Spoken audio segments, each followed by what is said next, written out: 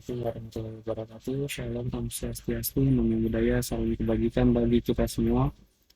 Sebelumnya, perkenalkan, nama saya Kiasa Mufidan. Dan saya di sini, kali ini saya akan memaparkan tentang kebijakan ekonomi pariwisata. Dampak ekonomi dari penerapan kebijakan publik. Kemudian, di slide berikutnya ada Labuan Bajo merupakan salah satu kelurahan yang berada di Kecamatan Komodo, Kabupaten Manggarai Barat, Provinsi Nusa Tenggara Timur.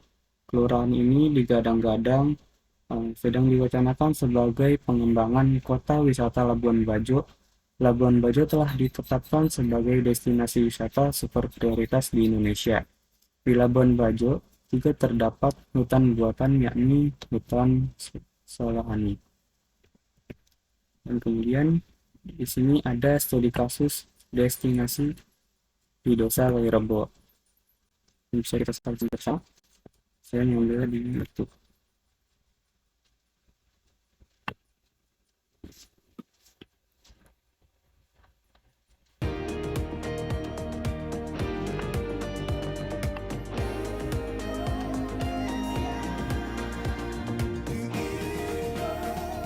Sesaat lagi Anda akan menyaksikan spesial segmen di Indonesia Aja in association with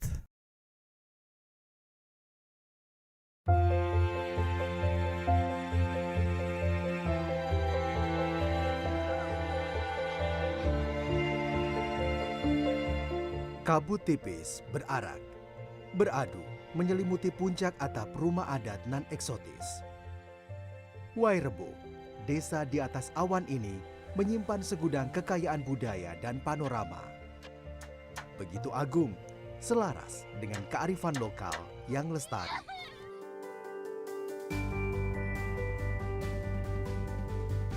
Berada di ketinggian 1.200 meter di atas permukaan laut, desa wisata Wairebo yang terpencil jauh dari hiruk-pikuk kota. Bila Anda mendarat di Labuan Bajo, Anda harus melanjutkan perjalanan selama 3 jam menuju Desa Denge. Desa Denge merupakan desa terakhir yang bisa diakses kendaraan. Selanjutnya, Anda harus mendaki jalan setapak yang cukup terjal selama kurang lebih 3 jam. Selama pendakian, terdapat 3 pos pemberhentian untuk Anda beristirahat sejenak. Sampai juga akhirnya, dan setiap wisatawan diwajibkan untuk memukul alat tabu ini, namanya kentong, sebagai penanda datangnya tamu. Seperti itu ya Bang ya? Berapa kali pukulnya? 3 kali ya. 3 kali, lebih boleh juga? Ya, oke. Harus kencang ya? Ya, harus Oke. kencang. Dan jangan lupa untuk tetap menjaga protokol kesehatan selama di Wairebo. Selamat datang di Wairebo.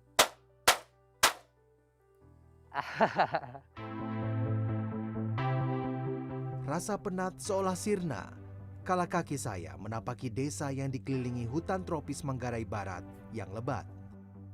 Ibarat permadani, rumput yang membentang begitu asri dan alami seolah tak terjamah. Keramah tamahan masyarakat desa Wairebo tercermin dari ritual menyambut tamu Wailu'u yang dihelat di rumah gendang. Wailu'u dipimpin tetua adat yang bertujuan meminta izin dan perlindungan kepada roh leluhur terhadap tamu yang berkunjung dan tinggal di Wairebo hingga tamu meninggalkan kampung. Bagi masyarakat Wairebo, wisatawan yang datang dianggap saudara yang sedang pulang kampung. Hal itu disadari sebagai potensi Wairebo dalam menarik wisatawan sehingga geliat pariwisata kembali bangkit dan membuka lapangan kerja yang memberi dampak langsung bagi warga setempat.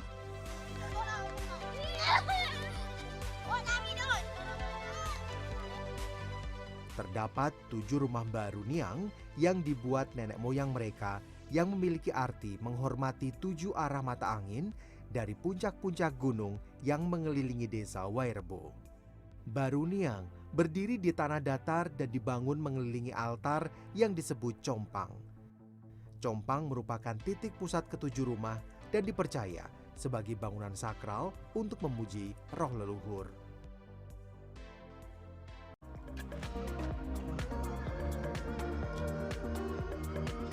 Begitu pula halnya dengan tenun. Menenun kain songket bagi kaum perempuan di Wairebo telah menjadi tradisi turun-temurun. Ciri dari tenun khas Wairebo adalah warna kain yang cenderung lebih terang dari kain tenun Flores lainnya. Kopi dan tenun wajib dimiliki jika berkunjung ke Desa Peraih Juara 1 kategori Daya Tarik Wisata Anugerah Desa Wisata Kementerian Pariwisata dan Ekonomi Kreatif. Dengan membeli produk kreatif lokal, Anda turut membantu ekonomi warga sekaligus bangga buatan Indonesia.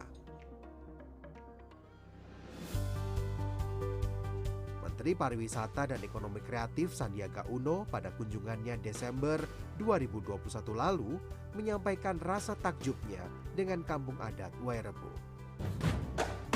Sore hari duduk di depan gazebo. Baca buku novel sambil nyeruput teh manis hangat. Mari dukung pengembangan desa Wairebo. Pariwisata bangkit, ekonomi masyarakat makin melesat. Kunjungan ini memberi angin segar kebangkitan pariwisata di Wairebo. Warga semakin siap menyambut kedatangan wisatawan dan menggeliatkan kembali ekonomi masyarakat lewat pariwisata. Tentang juara 1 Wairebo ini ya, setelah Menteri Pariwisata itu kembali ya lumayan ya pengunjung. Sebagai situs warisan budaya dunia yang ditetapkan UNESCO pada 2012 lalu, rasa bangga muncul. Semakin menegaskan betapa indahnya pesona kearifan yang wajib didatangi. Sepadan dengan perjuangan untuk menjajakinya. Bagi Anda yang ingin menyapa Desa Wairebo, dapat mengunjungi laman Instagram wairebo.official atau melalui sejumlah agen travel daring yang membuka trip baik secara privat ataupun rombongan. Rasa takjub dan kesan ketenangan yang begitu mendalam saya rasakan yang tidak didapatkan di tempat wisata pada umumnya. Ada istilah untuk mendapatkan sesuatu yang bernilai perlu kerja keras, dan Wairebo wisata hidden gem yang wajib dikunjungi. Selalu perbarui informasi wisata Anda di indonesia.travel dan wisata terbaik di Indonesia hanya di Indonesia aja.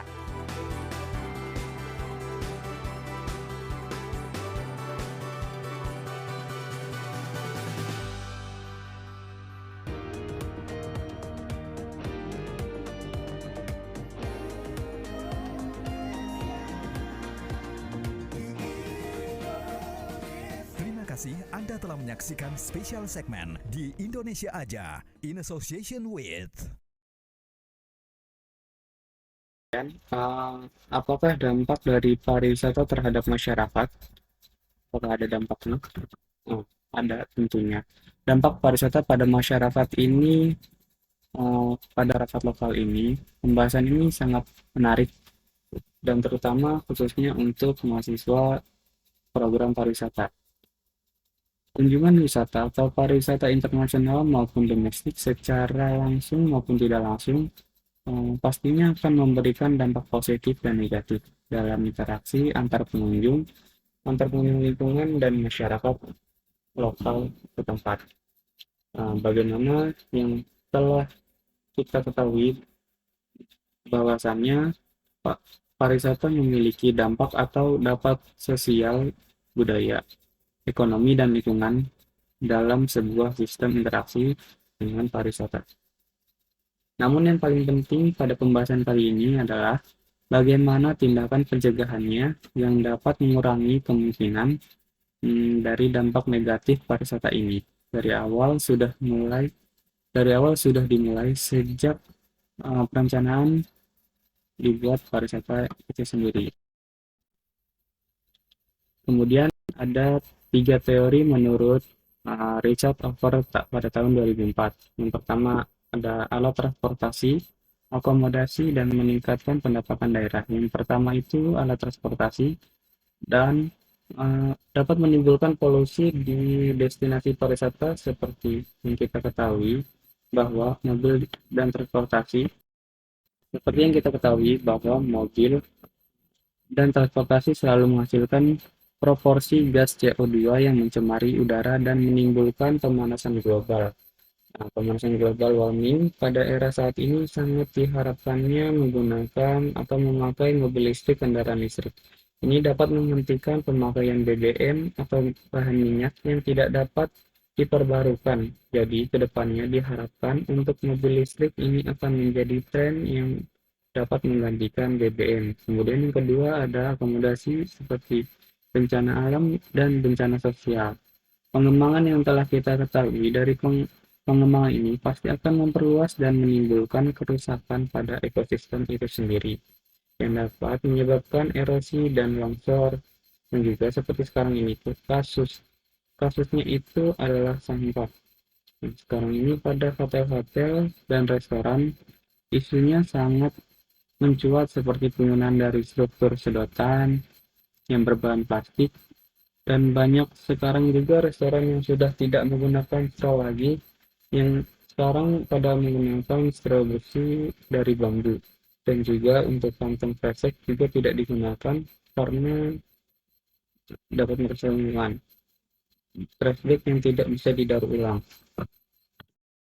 Kemudian yang ketiga itu meningkatkan pendapatan daerah. Nah, dari UMKM sendiri, bila teman-teman menggunakan produk lokal, karena akan menimbulkan kenaikan ekonomi. Di sini juga jadi produk masyarakat lokal dapat menyekolahkan anak-anaknya sampai perguruan tinggi dan bisa memutus rantai kemiskinan dan bisa lebih mensejahterakan produk lokal itu sendiri. Dan jangan sampai mengimpor bahan-bahan impor dari luar sehingga tidak,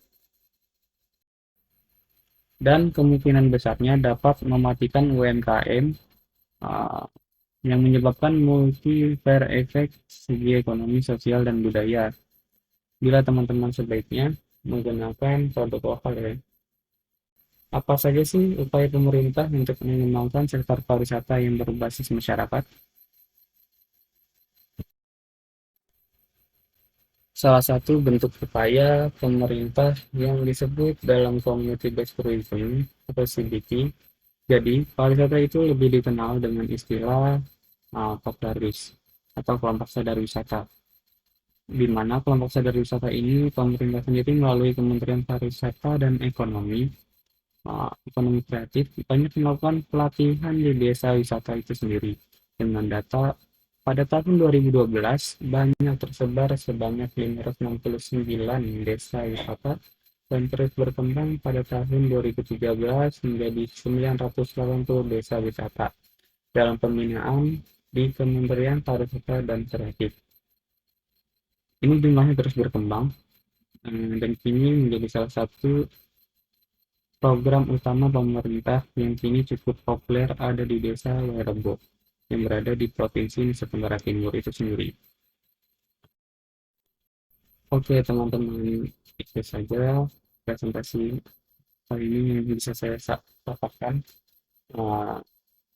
Jika ada kurang atau lebihnya, boleh tinggalkan di kolom komentar.